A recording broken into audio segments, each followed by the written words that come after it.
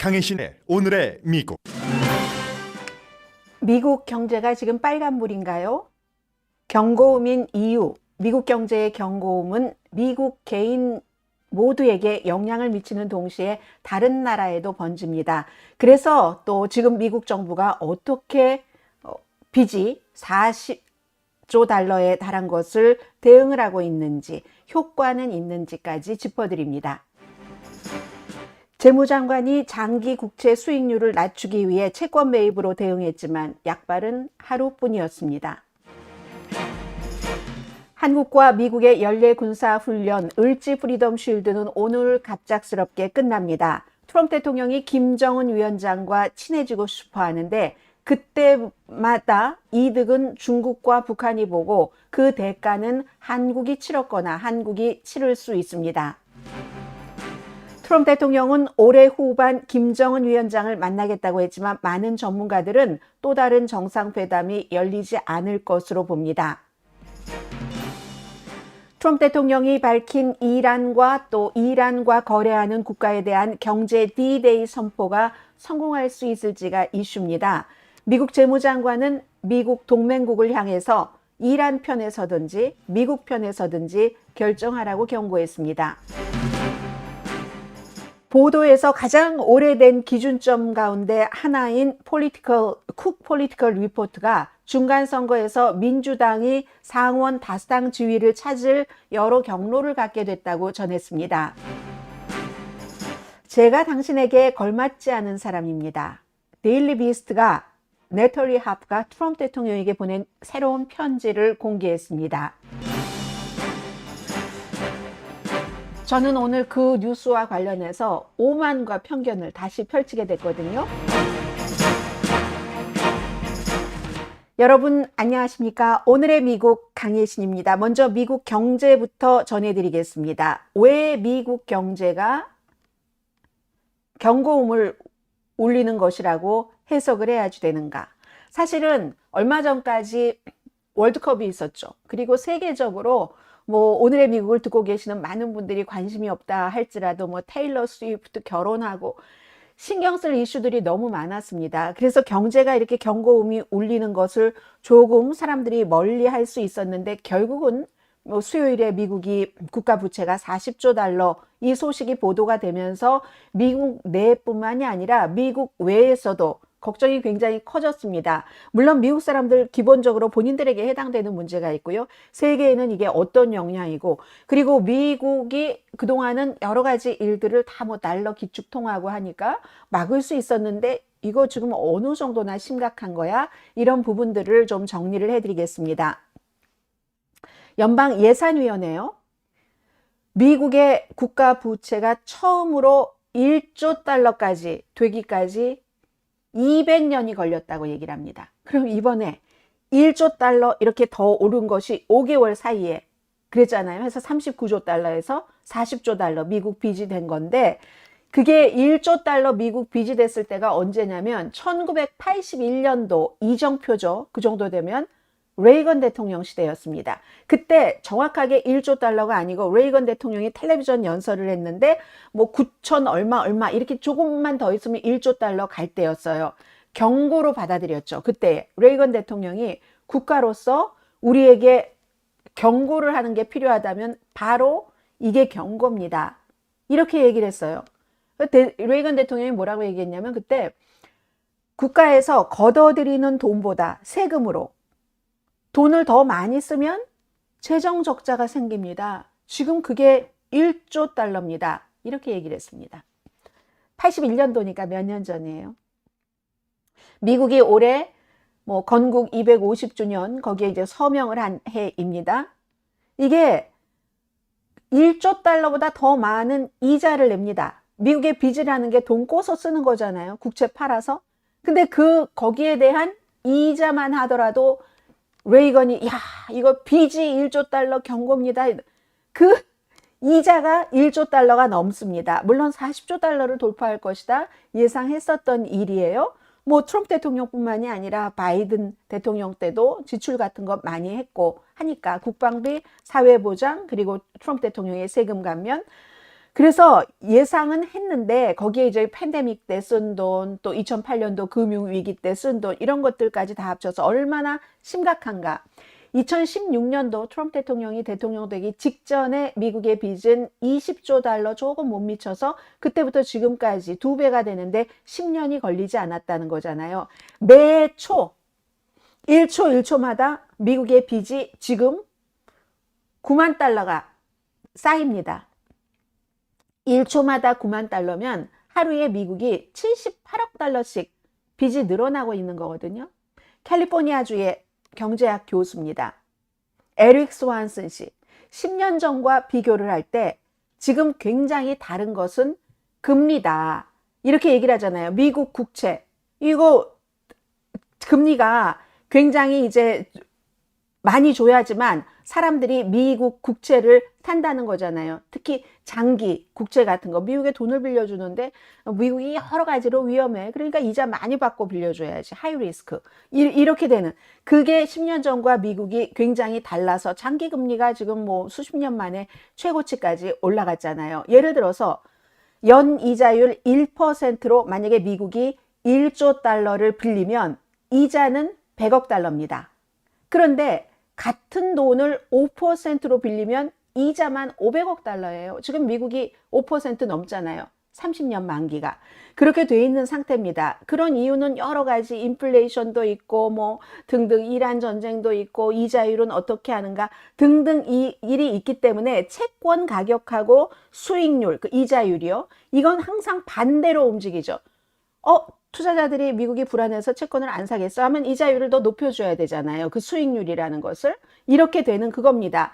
게다 대고 지금 미국 정부와 그 인공지능 회사들도 경쟁을 하고 있다는 거예요. 투자자들은 난 돈을 이만큼 투자해야지 하고 갖고 있는데 연방정부도 돈을 빌리려고 하고 그리고 이제 이 투자자들도 돈을 빌리려고 하니까 서로 많이 우리가 이자 더 많이 해줄게 하지 않겠어요? 서로 이자율을 올리고 있다는 얘기. 아니 안전한 투자자들이 볼 때는 안전한 채권도 5%를 주는데 그런데 왜 당신들은 민간 회사, 인공지능 회사잖아. 아직 뭐 확실하게 아웃풋이 언제 나올지도 모르고 이러면 여기서도 또 높여요. 그럼 사람들은 투자자들은 또 여기 가서 아니 여기서 이렇게 많이 준다는데 국채도 우리가 많이 줘야지 투자하죠. 이런 악순환이 이어지는 그런 거죠. 그러면은 이제 점점 이자율이 올라가고 그러면 소비자들에게도 다 영향을 미치는 게 되는 거고 지금요 정부가 이 부채에 대해서 이자를 지급하는 액수가 지난해 같은 기간보다 현재 15%가 높습니다. 이게요 전체적으로 이자 지급액이 세금 있잖아요. 미국이 걷어내는 그 세금의 거의 20%에 해당합니다. 그럼 국방비보다도 크다는 거예요. 빌린 돈 이자로 내는 그 돈이 국방비보다도 더 많다는 겁니다. 그럼 지금 엄청나게 걱정을 해야지 됩니까? 빨간불입니까? 이렇게 얘기를 하는데 이제 조금 있으면 41조 달러가 되겠잖아요. 대부분의 경제학자들은 아직 그렇게 완전히 빨간불이라고 할 단계는 아니라고 말합니다. 왜냐하면 아직도 부자가 뭐 어떻게 해도 3년이 간다더니 미국이 세계 최대의 경제 대국이죠. 달러가 위태위태해. 달러도 약해지고는 있어요. 그러나 아직까지 대체가 없잖아요. 대체하는 돈이 없기 때문에 기축통화를 유지를 하고 있습니다. 그렇기 때문에 다른 나라보다 활주로가 긴 거예요. 미국은. 활주로가 길면 조금 더 안전하게 갈 수 있잖아요. 경제에 있어서. 그래서 지금은 빨간불이 완전히 켜있다라기보다는 노란불에서 빨간불로 가는 사이. 노란불이 지금 깜빡하고 있는 그 사이라고 얘기를 하고 있습니다. 빨간 경고등이 깜빡하는 그 사이는 지금 아니라는 거예요. 부채 수준 높습니다. GDP의 125%라고 어제 말씀드렸어요. 그런데 이것도 참 해석하기에 따라서요. 두 가지로 해석을 할 수가 있는데 G7 다른 경제 대국들과 비교를 해보겠습니다. 일본은 204%입니다. 국가 총생산의 몇 배예요, 이게? 빚이. 이탈리아는 138%, 그 다음이 미국인 거예요. 125% 내지 126%, 그 다음이 프랑스 118%, 캐나다 111%, 영국 104%, 독일이 제일 그래도 독일의 성격이죠. 건전하죠. 빚이 국가 GDP 총 생산의 65%, 100%안 되는 나라는 G7 국가 가운데서 독일밖에 없네요. 그럼 사람들은 이렇게 생각을 할 수가 있죠. 아직도 G7 국가 가운데서 일본이 있고 이탈리아가 있잖아. 이렇게 생각을 할 수도 있는데 미국보다 부채가 GDP보다 더 많은 국가가 이걸 똑같은 것을 놓고 일본은 원래 오랫동안 그랬잖아. 그리고 이탈리아하고 미국하고 비교할 수 있어? 이건 경제학자에 따라서 달리 해석을 할 수가 있습니다. 자, 지금 그래서 기본적으로는 미국 정부의 돈을 빌려주는 거잖아요. 미국 국채를 사는 게. 그런 투자자들이 수요가 점점 줄어들고 있어요. 이자 더 많이 달라고 하고. 이자를 또 더 많이 줘야지 국채를 사주니까 악순환이 지금 이어지고 있는데 이렇게 돈을 빌릴 때 미국이 이자를 줘야지 되는 이게 오르면은 다른 나라들도 함께 갑니다. 미국이기 때문에 미국에서 일어나고 있는 일은 미국에서만 머물지 않습니다. 미국이 이자율을 연방준비제도가 어떻게 했다 하면 바로 한국, 영국, 프랑스에서 뉴스가 되고 그 나라의 중앙은행들도 미국을 따라서 합니다. 이 얘기잖아요.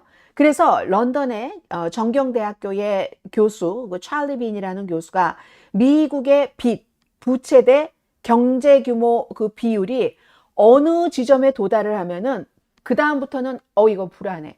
미국 국채를 마구 사람들이 판다는 겁니다. 이제 그땐 투매가 되는 거죠. 미국 국채를 다 내다 판다고 생각을 해보세요. 어느 날 갑자기.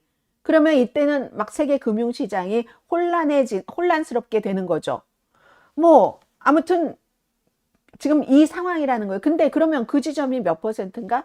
지금 미국 빚이 GDP의 125% 내지 126%라고 했어요. 그럼 전문가들이 볼 때, 그럼 미국의 이 경제 규모로 볼 때 빚이 GDP, 국내 총생산에 비해서 150% 되면 이때가 경고야.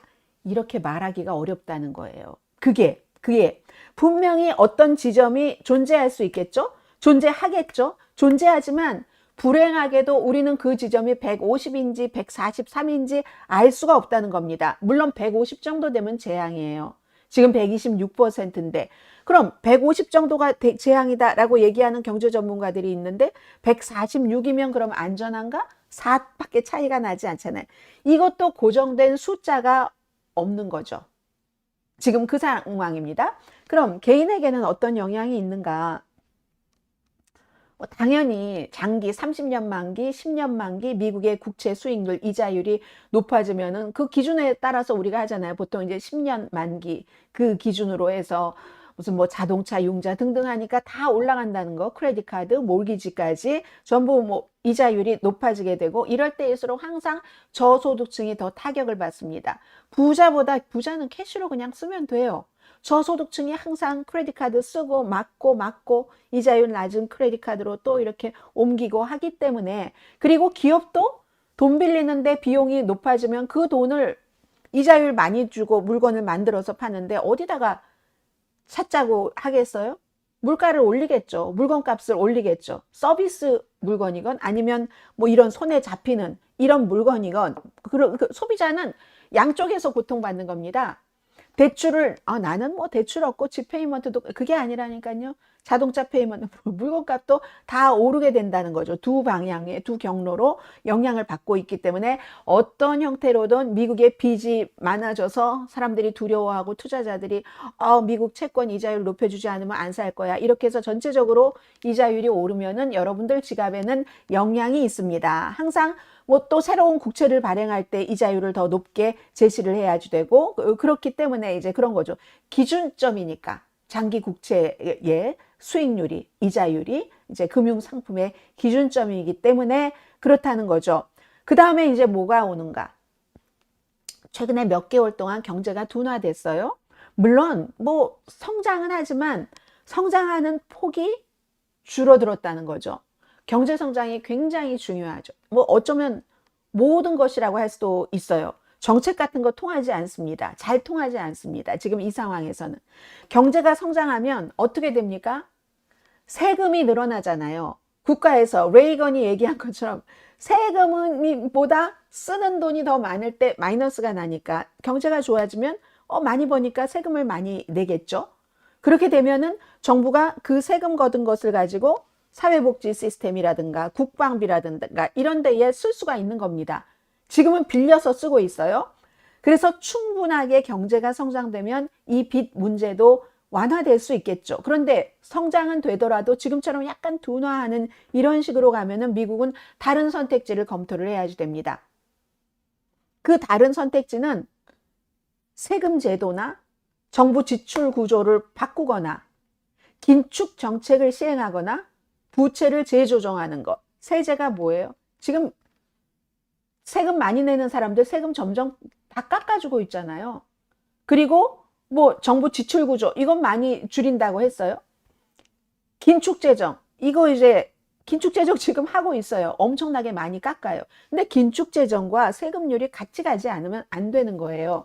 그리고 부채를 재조정하는 방안 이건 정부도 일반 개인과 똑같이 어떤 뭐 협상을 해서 채무 상환 조건을 바꾼다던가 아니면 원금 뭐 갚기가 어렵다고 판단해서 뭐 어떻게 하고 뭔가 뭐 협상이 있을 수도 있다는 거예요. 뭐 만기 연장 한다던가 뭐 등등 여러 가지 뭐 상환을 유예한다던가 정부도 뭐 다른 뭔가 재조정을 해야지 되는 거죠. 현재까지의 미국의 전략은 일종의 뭐 금융 공학이라고 할 수 있겠죠. 그제 재무장관이 딱 이게 이제 40조 달러가 되니까 그러니까는 정부가 다시 이걸 사들였잖아요. 채권을 부채를 사들인다고 발표를 했어요. 그렇게 해서 이제 채권을 이제 많이 사들이면 2배로 늘린다고 하고 이러면은 이제 수요가 많아지니까 채권에 대해서 당연히 이자율, 수익률이 내려가려고 이렇게 했죠. 효과 오래 못 갔어요. 하루 어제 다시 상승했습니다. 그저께 그렇게 해서 뭐 몇 포인트가 아니라 뭐 1%포인트도 안 됐어요. 내려갔다가 다시 올라갔잖아요. 지금 중간선거입니다. 백악관은 유권자들의 최대 관심사가 생활비, 어포러빌리티, 감당할 만한 생활비라는 걸 압니다. 아는데 정부가 지금 다른 어떤 조치를 마련할 준비가 돼 있는지 여기에 대해서는 대체적으로 사람들이 좀 회의적으로 보고 있는 것 같아요. 그리고 앞으로 2, 3년 동안에 적자를 크게 줄일 만한 일들이 일어날 것인가? 지금 정치권 논의를 보면은 세금을 감면한다는 거지. 세금을 올려서 수입을 늘린다는 거는 아니잖아요. 물론 사회복지 여기서 많이 깎아요. 그런데 더 중요한 건 깎는 것도 중요하지만 많이 버는 게 더 사실은 원래 중요한 거잖아요. 그 버는 게 뭐 어떤 식으로 벌든 제일 중요한 건 결국은 세금으로 나오니까 국내에서는 수출 수입 빼고는 그런데 지금 정치권의 논의를 보면은 세금 감면이 중심이기 때문에 그래서 오늘 뉴욕타임스 기사를 보니까 트럼프 대통령이 지금 정부 적자를 줄인다고 계속 어떤 약속을 하고 하는데 그게 안 되고 있다. 세금 감면 해주고 있죠. 그리고 뭐 관세다 해서 돈을 이만큼 벌었어요 하더니 그거 지금 다 환급을 해주고 있잖아요. 그 정책으로는 안 된다는 겁니다. 자, 그래서 재무부가 개입을 했어요. 재무장관이 개입을 해서 이것도 쉽지 않아요. 처음엔 사람들이 반응을 합니다. 그러다가 어머 이게 문제 해결이 아니잖아? 그대로인데 문제는? 해서 8월 19일에 그때 이제 우리가 앞으로 이만큼 사겠어요. 채권을 2배를 늘리겠어요. 했을 때 지금 0.09%포인트가 떨어졌네요. 국채 수익률이, 그러니까 이자율이 해서 5.19%까지 내려갔다가 그러다가 어제 다시 5.27까지 올라갔거든요. 30년 만기 그 수익률 이자율이. 채권 투자자들이 장기 투자를 이렇게 꺼리고 이런 이유는 아주 간단해요. 당장에 뭐 재무장관이 장기채를 국가가 사준다. 뭐 이렇게 얘기하지만 그게 근본적인 문제가 아니잖아요. 미국에 대해서 구조적으로 저렇게 많이 빚이 늘어난단 말이야. 앞으로 대규모로 국채를 발행할 수도 있겠어. 인플레이션도 강해지겠는데 장기간 높은 금리가 유지될 수도 있겠어. 이렇게 하니까 지금 안 되고 또 하나는 아니 정부가 왜 나서지? 역효과일 수도 있다는 거예요. 얼마나 힘들면 지금 재무장관이 저렇게 직접 나서겠어? 이런 게 하나가 있고 또 정부가 왜 나서지에 대해서는 이 정부는 개입을 하는구나. 국가의 어떤 경제 정책을 그렇게 될 때는 해외 투자자들이 믿지 못하죠. 국내 투자자들도.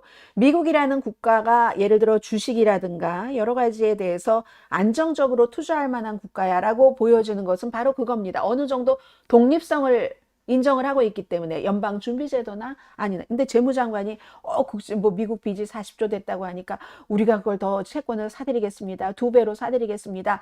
이렇게 얘기를 하면은 미국은 앞으로도 계속 정치가 경제를 지배를 해버리겠네. 그럼 안정되지 않지라는 판단을 했다는 얘기죠. 그래서 그리고 나니까 또 재무장관이 이걸 막 수습을 하는 거예요. 우리가 그걸 통제하려는 게 아니라 뭐 좀 시장의 유동성을 뭐 주려고 했다는데 그 설명 절대로 투자자들이 믿지 않았습니다. 그러니까 이것도 결국은 통하지 않았다는 거고요. 자, 미국 경제가 좋아지면 빚이 많다 뭐 이런 문제 다 해결될 수 있을 거예요. 그런데 레이건이 처음에 이거 경고등입니다. 미국 빚이 1조 달러 가까웠어요 했을 때가 9,340억 달러였다고 하네요. 결국은 말하는 게 이거잖아요. 지금 미국을 한번 보세요. 개인이랑 똑같습니다. 정부가 세금으로 걷는 돈보다 쓰는 돈이 많으면 재정 적자 생깁니다. 적자를 메우기 위해서 정부는 국채를 발행을 해요. 돈을 빌리는 거죠. 그런데 돈을 빌리는데 이 돈이 계속 누적이 되면은 원금뿐만이 아니라 이자도 계속 늘어납니다. 이런 상황을 보면 투자자들은 이자 더 올리라고 하고 이자가 더 늘어납니다. 그럼 이자가 늘어나면 정부는 그 이자의 돈을 갚아야지 되잖아요. 거기를 안 갚으면 디폴트 안 되잖아요. 그러니까 교육이라든가 인프라라든가 여러 가지 사회복지 시스템에 예산 쓰던 돈을 자꾸만 빼서 이자 갚는 데다가 쓸 거고 그렇게 된다는 거예요. 결국은 아무튼 그렇다는 거죠. 그렇게 되면 나중에는 어떻게 되는가? 트럼프 대통령 지금 임기 뭐 2년 반도 아니네요. 2년 몇 개월 남은 상황에는 그렇지 않지만 나중에는 세금을 더 많이 올려야 될 수도 있습니다. 부자나 기업인에게 트럼프 대통령이 내려줘서 트럼프 대통령에게 감사했던 그 기업이나 부자들이 다른 대통령이 왔을 때 어쩔 수가 없는 거예요. 세금을 깎아주고 싶어도. 그때는 그 사람들이나 아니면 보통 사람들이나 돈을 조금 모두가 다 세금을 엄청나게 뭐 한다던가 그럴 수밖에 없는 겁니다. 그걸 1981년도에 레이건 대통령이 경고를 했었던 거고 지금 빨간불은 아니지만 노란불이 반짝반짝거리고 있다. 연방준비제도 내부에서는 이자율을 올려야지 돼 하는 이런 얘기들도 지금 계속 나오고 있습니다.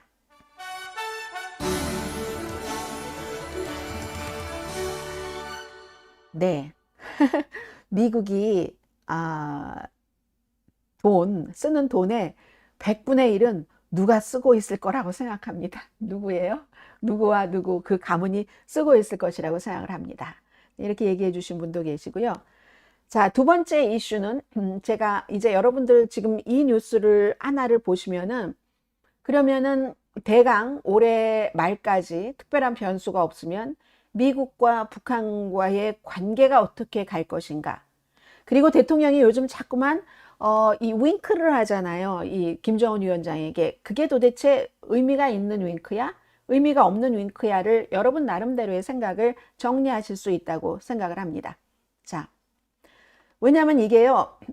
그 BBC 방송의 서울 특파원이 쓴 글이거든요. 일반 스트레이트 기사와 다른 겁니다. 오랫동안 남북 문제를 봤고 등등 또 미국도 잘 알고 하니까 이런 글이 나올 수 있는데 트럼프 대통령은 김정은과 친해지고 싶어 한다. 그런데 한국이 그 대가를 치를 수 있다는 거예요. 그리고 기사 내용에 보면은 이미 트럼프가 김정은과 친해지고 싶어 할 때 한국이 이미 대가를 치른 경험도 있다. 이런 얘기가 있습니다. 자, 한국과 미국의 연례 군사훈련 갑작스럽게 끝납니다. 을지 프리덤 방패인가요? 한국군이 18,000명, 다른 동맹국도 11개국이나 참여를 했다고 하네요. 이 훈련이 반 진행되고 지금 끝나는데 트럼프 대통령이 뭐 그렇게 하라고 해서 한 거잖아요. 북한에 대해서 적대적이고 부적절하다. 미국의 부담이 크다. 동맹국들이 놀랐죠. 미국이 북한과 같이 가네? 미국은 비용 많이 내고 북한은 내게 이게 적대적이라고 하니까 조현 한국 외교부 장관이 미국과 한국의 상호 합의에 따른 것이라는 인상을 주려고 했지만 사람들이 바보입니까? 다 알죠. 그리고 또 한국 당국자들도 우리 미리 통보받지 못했다라고 인정을 할 수밖에 없었잖아요. 미국 국방부도 몰라서 기자들이 질문을 할 때 허둥지둥 했었는데요. 이틀 동안을 사전에 알지 못했다는 거죠. 그리고 이제 이 조치가 대만과 일본에도 불안감을 안겼을 가능성이 아주 큽니다. 트럼프 대통령 더군다나 이걸 이제 이란에 대한 활동 거부해온 이런 것들도 지적을 했고, 그리고는 마침내 북한에 57기의 핵무기가 있어. 올해 말에 김정은 위원장과 만날 것으로 expect, 어제 애리조나 리퍼블릭이었던가요? 그렇게 표현을 했어요. 그제 월스트리트저널이 보도를 했고 만날 것으로 기대한다라고 얘기를 했습니다. 한국은 트럼프 대통령이 김정은에게 손을 내미는 것을 오랫동안 원해왔다. 그런데 이게 이란 문제와 연관해서 뭐 이런 방식은 아니었다는 거죠. 자, 우선 한미 동맹을 얘기를 합니다. 이분이. 여기까지는 이제 이 뉴스를 모르는 분들을 위한 그 프리뷰였어요. 한국은 전통적으로 북한을 평화협상으로 나오게 하기 위해서 군사훈련 같은 것을 축소하거나 중단하는데 긍정적이었다고 얘기를 합니다. 물론 미국과의 연례의 그 군사훈련은 동맹의 핵심으로 보고요. 이건 또 동맹의 약속이기도 합니다. 북한에 맞서서 미국이 만약에 무슨 일이 있으면 우리는 한국 편이야 하는 의지를 보여주는 거잖아요. 만일에 일어날 사태에 대해서. 그렇지만 그럼에도 불구하고 뭐 축소하고 뭐 조정하고 하는데 긍정적이었는데, 그런데 중요한 건 이 점이잖아요. 애틀란틱 카운슬의 연구원인 조비윤, 윤조비, 이분, 조비윤이신 것 같네요. 이분은 트럼프 대통령이 일방적이고 갑작스럽게 했잖아요. 이렇게. 이거는 믿음을 흔들리게 할 수밖에 없는 거죠. 한국으로서. 한국이 지금 이 뉴스를 보시는 분들은 한국 그 국가 관계자들이 아니시니까 국가 관계자들이 발표할 수밖에 없는 부분이 여기까지 있어요. 그리고 언론에서 그걸 더 해석을 해주기도 하죠. 이거 뭐 축소하려고 하지만 사실은 미국에 대한 한국의 신뢰가 흔들린 거죠. 어떻게 믿겠어요? 그런 것들. 이게 또 어디까지 나가냐면 조금씩 가다가 정말로 미군 주둔 28,000명 추가로 뭐 감축을 한다던가 오랫동안 유지해온 북한의 비핵화 정책마저 포기할 수 있다는 우려가 있다. 트럼프 대통령이 57기라고 했어요. 보통 한 50기 이상 되면 완전히 핵 보유국으로 얘기를 하잖아요. 핵 보유국으로 뭐 인정을 하고 이걸 회담을 한다는 건가 뭔가 이런 생각을 사람들이 하는 거죠. 그리고 모든 일이 앞으로 이런 것뿐만이 아니라 모든 일이 동맹국인 한국과 협의 없이 이루어질 수 있다는 불안감도 존재하는. 만약에 이런 일을 한국이 미국에 대고 해보세요. 미국이 지금 어떠겠어요? 더군다나 국가 안보에 관한 약속인데 그걸 어긴 거잖아요. 통고도 없이 대통령이 맘대로, 트럼프가 맘대로 지금 해버린 거죠. 자, 지금 남북한은 법적으로 여전히 전쟁 상태인 거 알려주고, 그리고 북한은 2024년도에 남북 통일을 포기했습니다. 그리고 위협을 멈춘 것도 아니에요. 군사훈련 하기 직전에 북한은 일본 방향으로 탄도미사일 발사했고, 어제요. 또 무슨 뭐 단거리 미사일 10기를 발사를 하지 않았나요? 또 하나, 북한이 위협받으면 핵무기를 사용할 권리가 있다고 다시 경고를 했습니다. 그럼 북한이 위협을 받아서 핵무기를 사용할 권리가 어느 시점인가는 또 북한이 판단을 하는 거잖아요. 그리고 또 하나, 이번에는 트럼프 대통령이 안보 문제와 또 통상 문제까지 더는 분리하지 않는다는 거. 이란 전쟁도 분리하지 않고 안보를 가지고 통상 문제도 분리하지 않는다는, 이건 한국의 당장은 더 큰 걱정이라고 얘기를 합니다. 지금 뭐 주한미군 주둔을 위해서 연간 지출하는 뭐 10억 달러가 충분하지 않다. 한국이 약속한 3,500억 달러 규모의 투자 이행을 왜 하지 않느냐.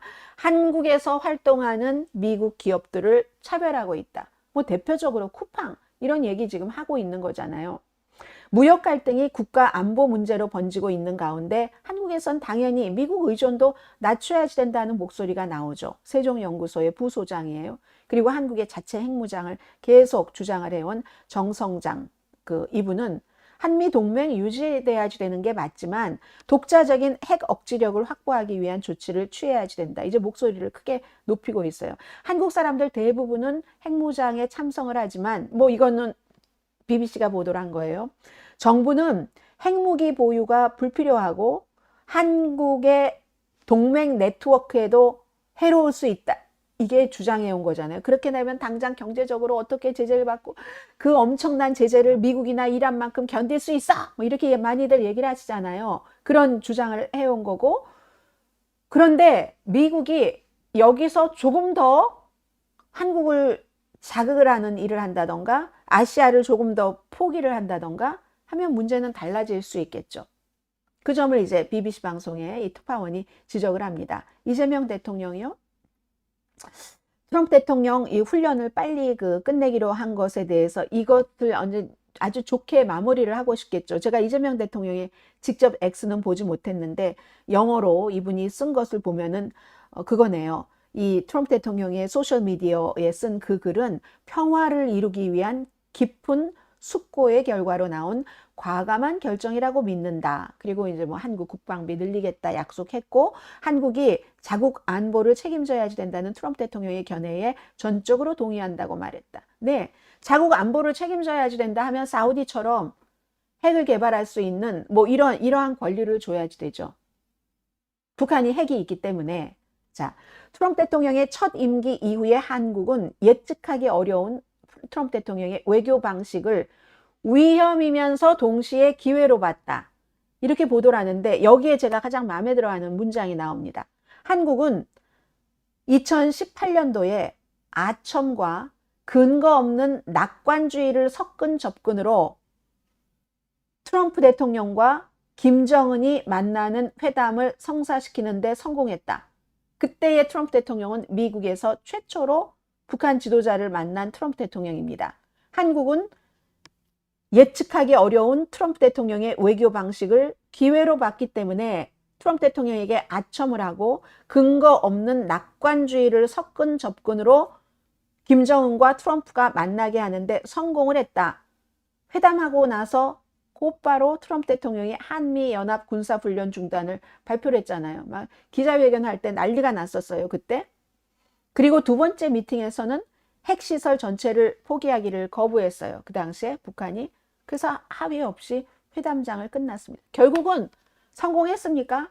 아첨과 근거 없는 낙관주의를 섞은 접근으로 이걸 제가 항상 강조를 하는 그 부분이잖아요. 그 이후에 어떻게 됐습니까? 김정은은 더 강한 위치에 있습니다.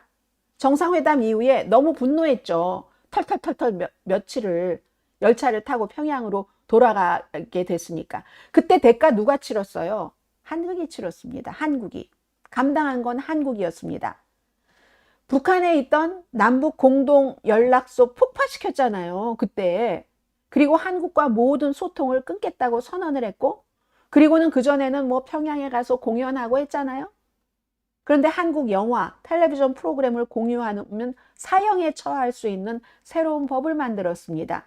이것도 사실은 큰 중요한 거잖아요. 한국의 여러 가지를 북한에 보여주는 것. 그리고 더 중요한 것은 핵무기 사용 권리를 헌법에 명문화했습니다. 이게 트럼프 대통령과 김정은이 만나서 회담에서 실패한 결과입니다. 대가를 누가 치렀어요? 트럼프 대통령은 여전히 사이가 좋다고만 얘기를 합니다. 아주 훌륭한 관계라고 얘기를 해요. 수요일에도 백악관 집무실에서 트럼프는 나를 좋아해. 이렇게 얘기하고 김여정입니다. 북한에 김여정이 오빠가 최근에 트럼프 대통령에게 연락했다는 그 주장에 대해서 나는 아는 바가 없다. CNN 기자가 이거 물어봤다가 뭐 난리를 치고 가짜뉴스라고 하고 뿐만이 아니라 또 무슨 자녀 얘기까지 나와서 뭔가 백악관에서 비난을 한 것 같던데 이 오빠가 최근에 트럼프 대통령에게 연락했다는 주장에 대해서 아는 바가 없다. 김여정이 얘기를 했어요. 그러면서 북한 외교 정책에서 내가 알지 못하는 유일한 일일 거야. 뭐라는 얘기예요? 연락을 했다는 거예요? 안 했다는 거예요? 이 얘기를 하면서 김여정이 북한이 지역 균형, 안정을 강화하는 핵무기를 결코 포기하지 않을 것이다. 기존 입장을 반복을 한 겁니다. 그리고 한미 훈련 축소한 거 그거 empty gesture야 이렇게 표현을 했잖아요. 그거는 북한의 관심을 받을 일도 아니고 우리가 논평할 일도 아니야. 훈련 자체를 하는 것은 여전히 적대적이야. 뭐 그런 우리 입장은 똑같아 라고 얘기를 했잖아요. 트럼프 대통령이 올해 후반에 김정은 위원장을 만나겠다고 했지만 많은 전문가들은 또 다른 정상회담이 열릴 것으로 보지 않습니다. BBC 방송 서울 특파원의 얘기입니다. 김정은이 러시아와의 동맹에서 지금 이득 보고 있고 중국과의 관계도 더 강화하고 있기 때문입니다. 미국이 북한의 핵보유국 지위를 공개적으로 인정할 준비가 돼 있지 않는 한 북한의 핵심 요구예요, 이게. 그걸 받아들이지 않는 한 북한은 정상회담에 응할 이유가 없다는 거예요. 그러니까 제가 어제 말씀드린 것처럼 북한이 만약에 트럼프 대통령을 만난다면 말을 뭐라고 하든 미국에서 얼마나 많은 것을 주는 거예요. 지금 이 상황이라는 얘기를 하고 있습니다. 그리고 을지 프리덤 이 방패 훈련 축소시킨 것은 평양뿐 아니라 중국에도 아주 이득이 된다는 거예요. 중국도 이 훈련을 중국 안보의 위협이라고 늘 얘기를 해왔어요. 그래서 이것은 트럼프 대통령이 이번에 회담을 축소하라고 해서 오늘 끝내는 이것은 북한에만 양보한 게 아니라 중국에도 양보를 하는 그런 거라는 겁니다. 그리고 북한의 군사력은 어느 때보다도 지금 강해지고 있잖아요. 강해지니까 북한이 추가로 뭔가를 요구를 할 수도 있다는 얘기입니다. 트럼프 대통령은 북한이 절대로 위협이 아니다 하고 반복적으로 주장을 하지만 북한은 전투 능력 강화하는 것을 멈춘 적이 없습니다. 핵실험 6차례 했고요. 미국 본토에 도달할 수 있는 장거리 미사일, 이거 핵무기 운반할 능력까지 있습니다. 최근에는 러시아, 우크라이나 전쟁에 참여를 해서 무슨 드론 능력, 그리고 포탄과 미사일 많이 줬어요. 팔았겠죠. 병력도 13,000명 보냈습니다. 수천 명 사상자가 나왔어요. 그렇지만 우크라이나 전쟁에서 교훈을 얻은 거죠. 드론을 운영할 능력을 이미 갖췄습니다. 북한은. 그래서 이 BBC 방송이 전문가들, 특히 이제 조 비윤 이분의 견해를 얘기를 하는데 한국이 북한으로부터 스스로를 방어하기 위해 할 수 있는 일에는 한계가 있습니다. 그런 점에서 한미 동맹은 한국의 생사가 걸린 문제입니다. 북한의 핵무기 위협, 한국이 없잖아요. 북한이 핵을 사용할 때. 장거리 미사일도 마찬가지예요. 장거리 미사일, 모든 미사일을 100% 요격망으로 막기가 어렵습니다. 또 중국, 러시아 변수가 있죠. 만약에 무슨 일이 있을 때 그런 일이 없으리라고 생각을 하고 살아야 되지만 한반도 유사시에 무슨 일이 일어날 때 북한뿐만이 아니라 지금 러시아, 중국과 사이 좋잖아요. 주변 강대국. 이럴 때 트럼프 대통령은 북한이 위협이 아니라고 하잖아요. 나를 존중하고 아무런 무슨 문제가 아닌데 북한의 여러 가지에 대해서 대응을 하는 훈련을 하는 게 북한에 대한 위협이라고 오히려 반대로 얘기를 하고 있잖아요. 지금 이게 문제라는 얘기죠. 러시아와 북한이 유사시에 러시아와 중국이 유사시에 북한을 향해서 이렇게 하고 있어요. 그럼 미국도 훈련 같은 것을 통해서 우리 전투기도 보내, 항공모함 보내, 핵 추진 잠수함, 이런 전략 자산을 쫙 다 보낼 거야. 우리가 한국을 방어하기 위해. 이걸 보여주는 게 한미 동맹이잖아요. 만약에 북한이 공격을 한다면 그런 것. 그런데도 아직도 이런 나이브한 생각을 하시는 분도 계시죠. 아예 북한이 어떻게 한국을 공격을 해? 그러면 결국은 미국을 공격하는 것이나 마찬가지인데 그런 일은 없을 거야. 그러면 우리가 한국을 공격하면 미국이 우리를 공격한다는 위험을 감수해야 되는데 그건 미국이 북한을 공격하면 어떻게 되겠어요? 누가 이기겠어요? 이걸 보여주는 게 훈련인 거잖아요. 그리고 평소에 말도 우리는 한국을 위해서 최선을 다한. 근데 그게 아니라 지금은 북한이 한국과 미국의 군사 훈련에 의해서 위협받고 있다. 북한의 모욕적이다. 지금 이렇게 하고 있잖아요. 그래서 결국은 트럼프 대통령이 계속 이런 일들을 하는 것이 한국의 대가를 치르게 한다. 더군다나 지금 북한이 10발 단거리 미사일을 발사를 했던 지금 여기에 대해서 트럼프 대통령이 뭐라고 말합니까? 거기에 대해서는 한마디도 하지 않습니다.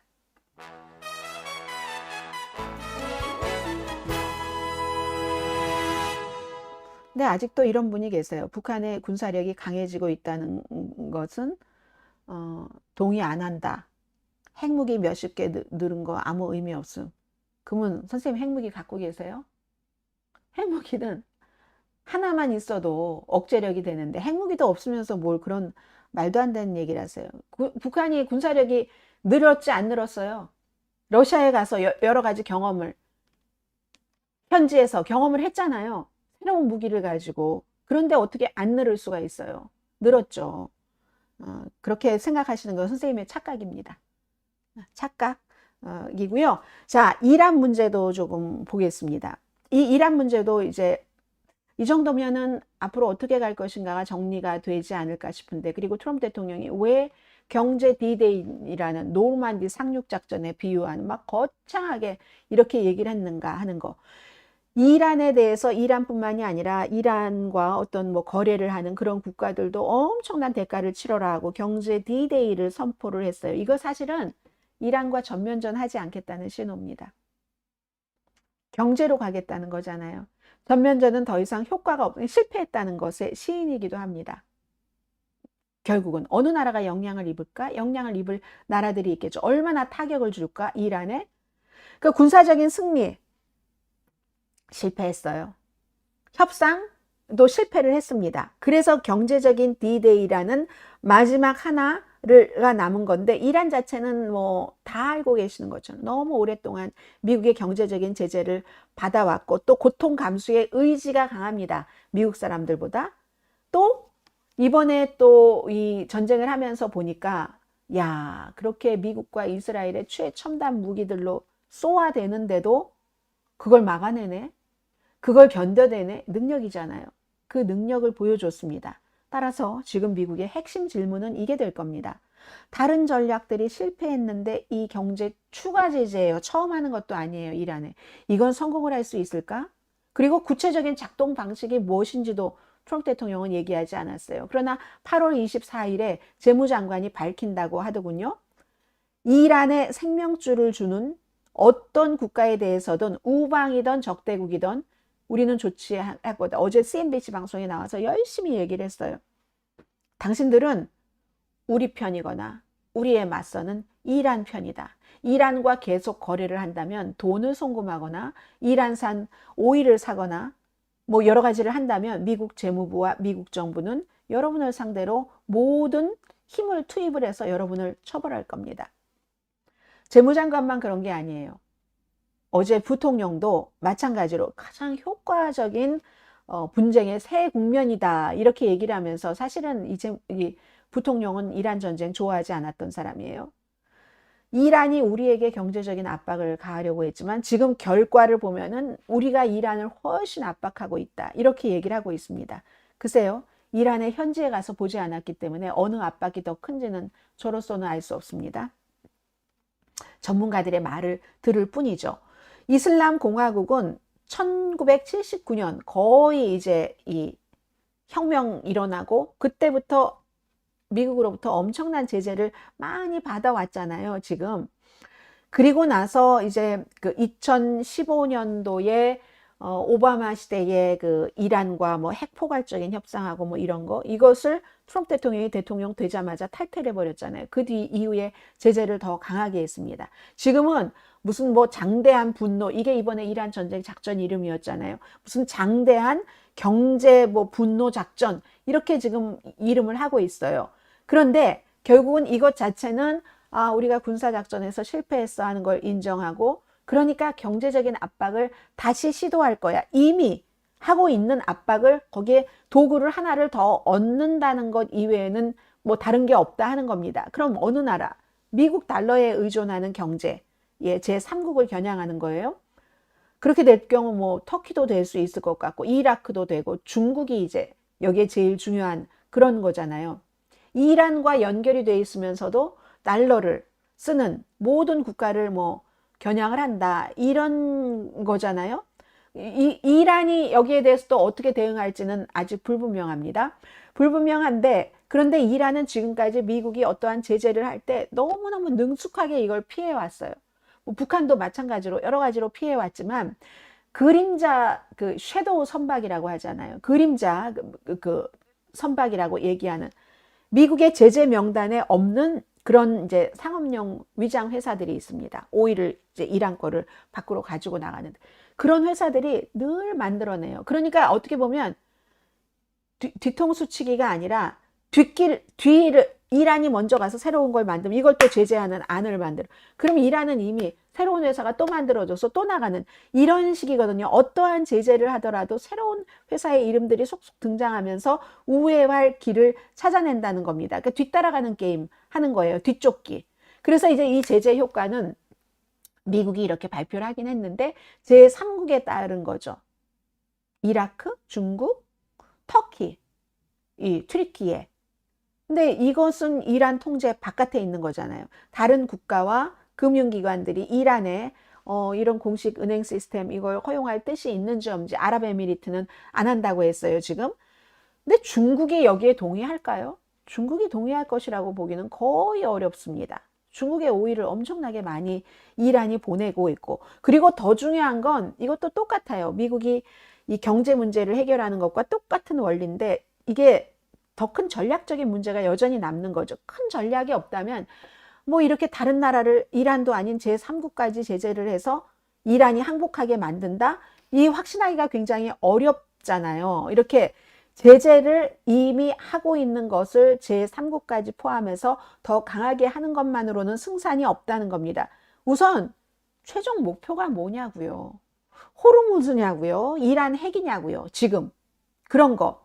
그 다음에 출구 작전을 어떻게 할 것인지 외교적으로 뭐 이런 그런 것이 무엇인지.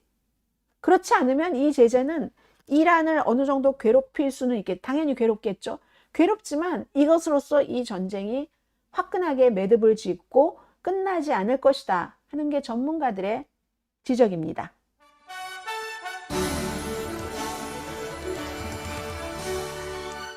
네, 그리고 이제 다행히도 이 USS 조지 워싱턴 항공모함이 그쪽으로 가서 수요일에 그 에이브럼 링컨호에 뭐 260 며칠, 이제 270일 가까이 되나요? 그런 그 해군, 해병대원들은 돌아오게 되는데 그렇게 말씀드리다 보니까 또 조지 워싱턴 호에 탑승을 한 뭐 여러 사람들에게 너무 미안하다 하는 생각들도 하는데요. 이게 다 이런 문제, 가만히 있었으면 이런 일이 없었습니다. 지금 이 사진은 해군 타임스가 8월 11일에 보도를 한 거예요. 여러 USS 에브럼 링컨 그 세일러들이 그 가족들이 이거 너무 이거 심하다 하는 것을 얘기를 했다는 거죠. 그리고 같은 날 보도예요. 같은 날 이 보도는 Stars and Stripes, 역시 군사신문이죠. 승무원 가족들의 그 분노 같은 것을 쭉 얘기를 해서 그 밖에 일반 매체들이 많이 인용을 했잖아요. 물도 없다, 뭐 식량도 없다, 뭐도 없다, 우편 그 물도 도착하지 않는다, 배관 문제, 화장실 다 고장 났다는 거잖아요. 그러니까 사기 저하, 그건 정신건강으로 이어지고 민주당 의원들이 이거 의회에 뭐를 좀 조사를 해라 하고 그랬더니 뭐 대통령이 이거 충분히 오래 있지 않았는데, 그리고 또 국방장관은 그거 가짜 뉴스야? 또 해군 장군 대행은 아니 언론이 말이야 그 이란 거기에 집중해야지 이렇게 분열을 시킬 수가 있어 이런 얘기를 했잖아요. 근데 결국은 돌아온다 하는 거. 그런데 이렇게 해군 타임스나 스타즈 앤 스트라이프 이런 보도가 없었으면 이 일이 더 늦어질 수는 있었겠죠. 자, 일단 그래서 어떤 가족이 얘기를 하는데요. 뭐라고 했던가요? 한 가족이 이름은 밝히지 않았는데 사람으로 대하는 것 같지 않다. 뭐 남편이 됐던 누가 됐던 그들을 그 에브라함 링컨호에 탄 사람은 사람으로 대하는 것 같지가 않아. 그냥 군복 유니폼이라고 했어요. 체스판 위에 그 체스 말처럼 대하는 것 같아요. 이렇게 이제 인터뷰들을 가디언과도 인터뷰를 했어요. 이름을 밝혔네요. 그분은 가디언과 인터뷰한 분은 안나 베추아의 가디언의 안나 베추아 인터뷰에서 이제 그 한 아내가 그런 얘기를 했고 이제 오게 됐습니다. 자, 여기까지가 이란 뉴스였고요. 자, 정치 뉴스 하나 전해드릴 만한 시간이 있네요. 이것도 조금 바람의 방향이 바뀌었어요. 하원은 현재로서는 민주당이 탈환을 할 가능성이 좀 높은 것으로 보고, 그리고 이것은 이제 그 쿡 폴리티컬 리포트가 1980년대 초였는데요. 그때부터 지금까지 본인들은 이제 중도 성향이라고 하고 많은 사람들이 여기에 의지를 해요. 왜냐하면 실제로 많이 맞고 그 예측이 맞고, 그리고 설령 예측이 틀렸다 할지라도 이게 의도적으로 이쪽을 위해서 한 게 아니야. 이 쿡 폴리티컬 COOK예요. 쿡 폴리티컬 리포트는 이렇게 해서. 그런데 이 쿡 폴리티컬 리포트가 텍사스를 중심으로, 텍사스에 지금 공화당 연방 하원 의석이 민주당으로 돌아갈 가능성이 높다고 이렇게 딱 전환을 한 겁니다. 며칠 전에 사실은 그 팍스에서도 약간 민주당 쪽으로 갔다 이렇게 보도를 했거든요.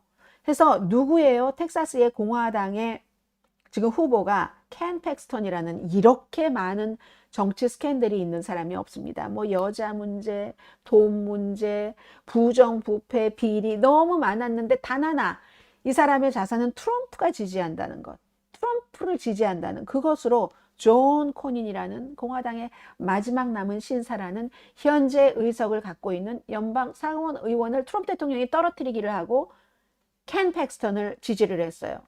존 코닌도 트럼프 대통령과 많이 협조를 했습니다. 그런데 과거에 덜 협조를 했다고. 그렇게 해서 결국은 켄 팩스턴이기 때문에 텍사스에서 텍사스 주 하원 의원인 민주당인 제임스 탈라리코, 또 젊어요. 이 사람이 될 가능성이 점점 높아지고 있다는 겁니다.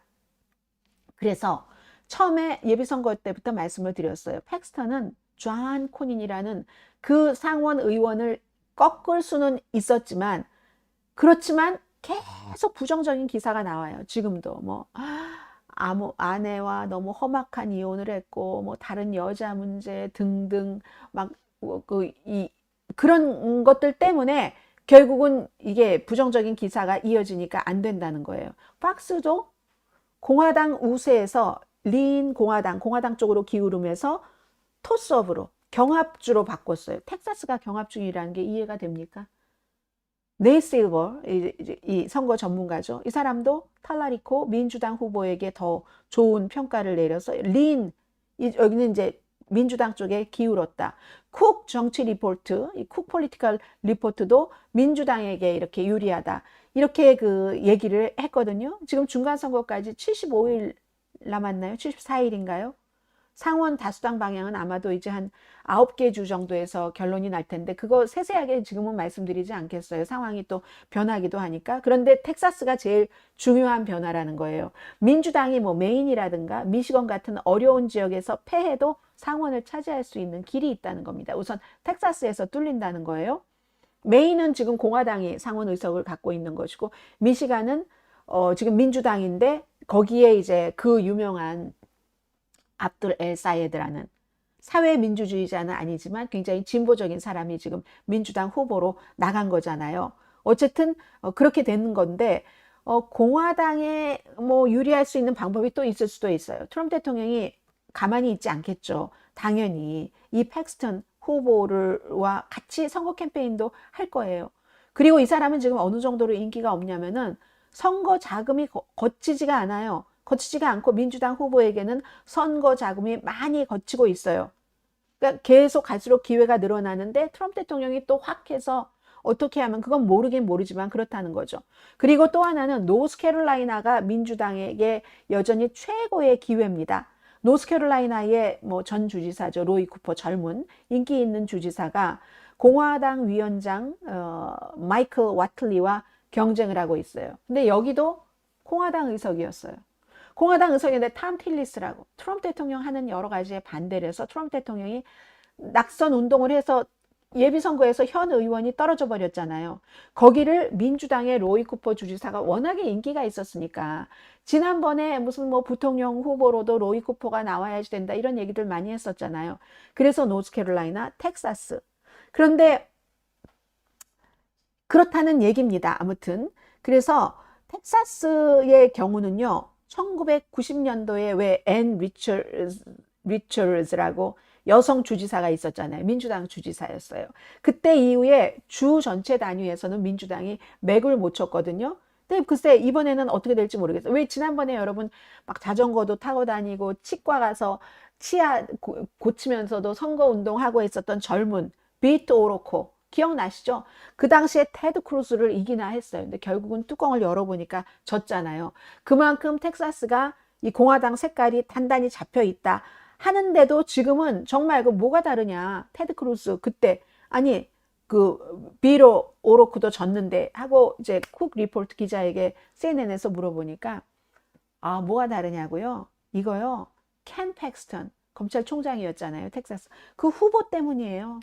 공화당 후보가 너무 약해서 모금도 하지 못하고 공화당이 원했던 후보도 아니고 여전히 존 코닌이 공화당의 현직 의원으로서 후보라면 민주당이 꿈도 꿔보지 못했을 그럴 의석이죠. 그리고 팩스턴은 트럼프 대통령이 아무리 지지를 해도 공화당 사이에서도 너무나 양극화된 그런 인물이다라는 얘기를 합니다. 어쨌든 그러나 트럼프 대통령이 나서서 자금이 들어오기 시작하면 판세가 바뀔 수 있다는 점은 인정을 하는데 근데 누가 저 사람에게 돈을 대는가? 지금 공화당에서 열심히 연구를 하고 있는데 돈 된다는 사람이 별로 없다는 거예요. 아무튼. 그래서 이제 만약에 민주당이 텍사스에서 이기면 좋고 지더라도 뭐 노스캐롤라이나나 공화당 의석이었으니까 메인도 공화당 의석이었죠. 오하이오, 알래스카, 아이오와 등을 통해서 한 뭐 이렇게 이길 수 있는 가능성이 있는 거고 반대로 텍사스에서 이겨도 미시건은 지금 현 의원이 민주당이잖아요. 그러니까 민주당 이 의원의 의석을 이제 그 압둘 알 사예드라는 사람이 너무 진보적이어서 여기서 잃어버리면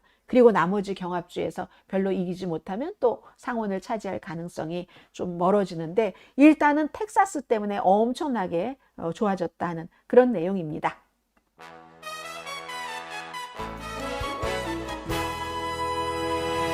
아유 오늘 시간이 이렇게 많이 지나갔는지 몰랐어요. 짧게 두 가지 전해드리겠습니다. 저는 이건 너무 깜짝 놀랐어요. 헬로 마이클 트럼프 대통령이 얘기합니다. 이 마이클이 누구예요?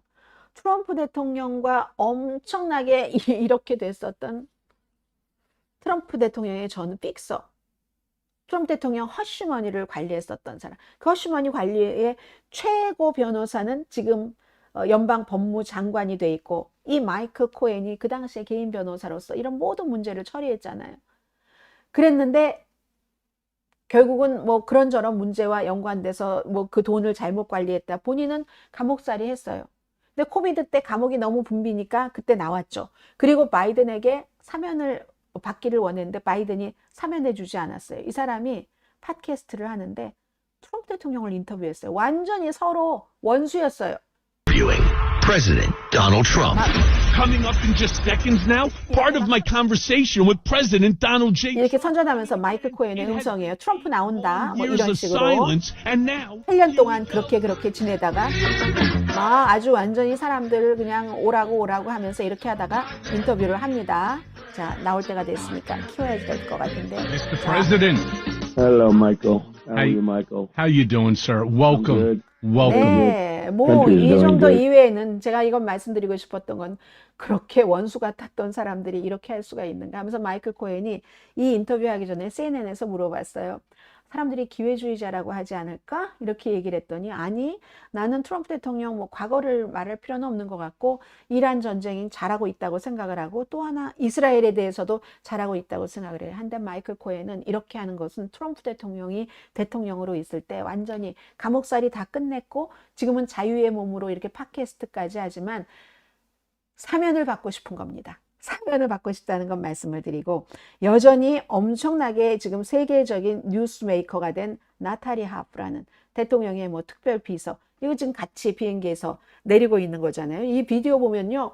이 대통령이 뒤에 가고 나탈리 하프가 막 앞에서 막 걸어가고 이러거든요. 데일리 비스트가 나탈리 하프가 트럼프 대통령에게 보낸 편지를 공개했습니다. 대통령에게 내가 대통령에게 걸맞지 않는 사람이에요. 그러니까 뭐 노력을 하겠어요. 이런 거거든요.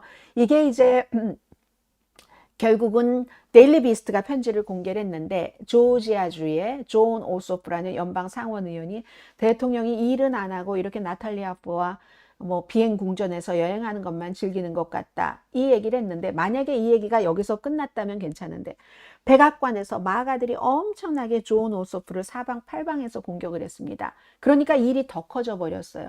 나탈리 하프는 세계적인 인물이 지금 돼버린 거거든요.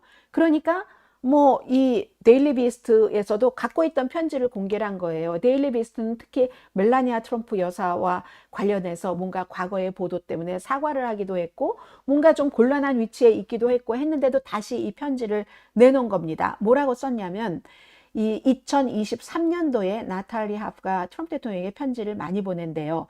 트럼프 대통령과 함께 스코틀랜드와 아일랜드를 방문한 뒤에 쓴 편지인데 제인 오스틴의 소설 오만과 편견을 언급을 하면서 내가 대통령에게 맞지 않는 사람이에요. unworthy. 그러니까 가치가 있다. worthy 할 때 unworthy of him 이라고 썼다는 거예요. 좀 하다가 하지만 내가 모든 분석을 한 결과 내 결론이 뭐냐면요. 과거의 나와 현재의 나를 더 좋은 모습으로 이렇게 만들어서 나 자신을 자랑스럽게 만들어야지 된다는 겁니다. 그리고 내가 만약에 실패한다면 나한테 말해주겠어요? 필요하다면 나를 심하게 야단쳐 주세요. 그럴 절대적인 권리가 당신에게 있습니다. 저를 당신보다 더 잘 알거나 더 신경 쓴 사람, 당신이 나를 제일 잘 알아. 누구보다도. 당신이 나를 제일 신경 써줘. 트럼프 대통령에게 하는 얘기예요. 항상 내 곁에 있어 주셔서 감사합니다. 아버지를 잃은 뒤 당신이 제게 그 약속을 해주셨던 일을 절대 잊지 않을 겁니다. 그리고 아버지도 지금 아버지가 늘 바라셨던 스코틀랜드 아일랜드에 갈 수 있게 된 것을 얼마나 기뻐하고 계실지 압니다.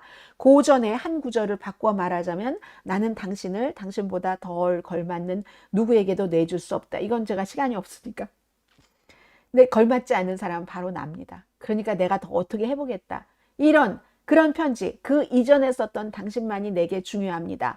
이런 편지도 또 이 데일리 비스트가 공개를 했거든요. 2023년도에 You are all that matters to me. 이런 편지예요.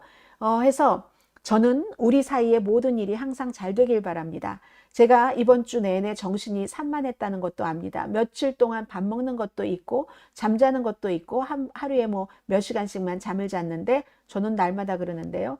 저는 제 자신답지 않았어요. 과거에 뭐 아버지 잃은 고통에 사로잡혀 있었고 막 전에는 뭐 별로 신경 안 썼는데 그 다른 사람이 하는 말에 막 제가 흔들리게 됐었고 그리고 뭐 제가 당신의 눈 좋은 평가 속에서 무슨 모습을 본다 뭐 등등등등 하고 이런 얘기를 했어요. 저는 당신에게 기쁨 이외에 어떤 것도 드리고 싶지 않습니다. 집중력을 잃어버려서 죄송해요. 당신만이 제게 소중합니다. 결코 당신을 실망시키고 싶지 않습니다. 이번 삶에서 저를 지켜주는 사람이고 보호자가 돼줘서 감사합니다. 당신이 저를 저 계산대에서 봤을 때 뭐 둘만이 아는 뭐가 있었겠죠. 다시 한번 굳이 할 필요가 없는 일을 나에게 해줬고 내 인생의 여행 또 성장의 계기가 된 이번 여정에 기념품을 선물을 했대요. 그런 때 아무튼 뭐 그렇다. 그리고 그래서 내가 이런 카드를 쓰게 됐다. 카드였나 봐요. 이건 내가 더 나은 사람이 돼서 돌아오겠습니다. 나는 그래야만 돼요. 자, 이제 차들이 출발하므로 여기서 이만 총총하는 거 있죠. See you soon. 이렇게 네털리 이렇게 편지를 보냈습니다. 이게 굉장히 이슈가 되고 있는데 더 큰 이슈가 나오면 덥겠죠. 어제 멜라니아 트럼프 여사가 딱 등장을 하더군요. 멜라니아 트럼프 여사가 등장을 해서 농담까지 누군가가 써줬으리라고 생각이 됩니다. 여러분들께서 나를 보고 싶어 하셨다죠? 하면서 백악관에서 얘기를 하던데 그야말로 거의 한 달 동안 등장하지 않았고 그 사이에 계속 이렇게 나탈리 하프만 등장을 했으니까 미국도 비슷해요. 부통령이 뭔가 스캔들이 있었을 때 왜 와이프가 계속 4번이나 계속 공공장소에서 결혼 반지를 빼고 나왔지? 저 뭐 찰리 커크의 미망인과 가깝다던데 이런 얘기가 나올 때 딱 서로 가깝다 하면서 아이를 가졌고 멜라니아 트럼프 여사도 이런 얘기가 한창일 때 한 달에 거의 그 침묵을 깨고 어제 등장했습니다. 자, 오늘 금요일이고요. 저는 오늘 참 예상하기 힘드네요. 저는 오늘 빨리 끝날 줄 알았는데 늦게 끝나게 됐어요. 여러분 내일은 시사만평 시간입니다. 시사만평 시간에 다시 뵙겠습니다. 강혜신이었습니다. 고맙습니다.